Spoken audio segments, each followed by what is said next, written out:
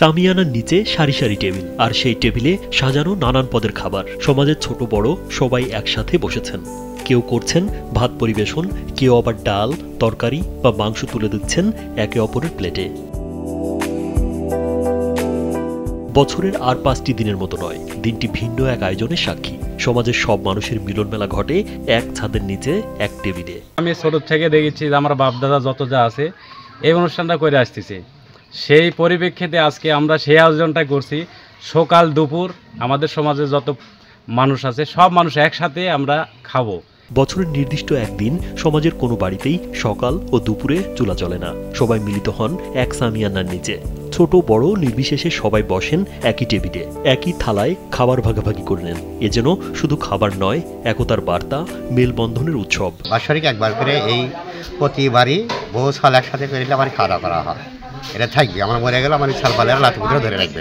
আয়োজকরা জানান, উৎসবে আগের সেই খাবারের ঐতিহ্য ধরে রাখতে না পারলেও আয়োজন করে সামাজিক বন্ধন দৃঢ় করার চেষ্টা করা হয়েছে।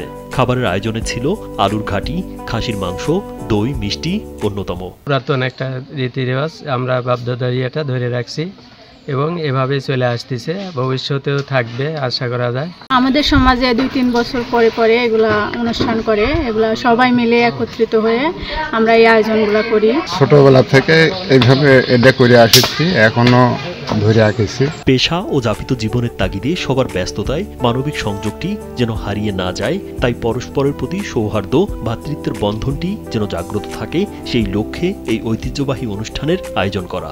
ভবিষ্যতে আরো বড় পরিসরে এই উৎসব আয়োজনের আশা আয়োজকদের। এখানে সকাল থেকে আমরা সবাই রান্না বান্না করলাম, কেউ মাছ কাটলো, কেউ মাংস কাটলো, কেউ চুলায় রান্না বান্না করলো।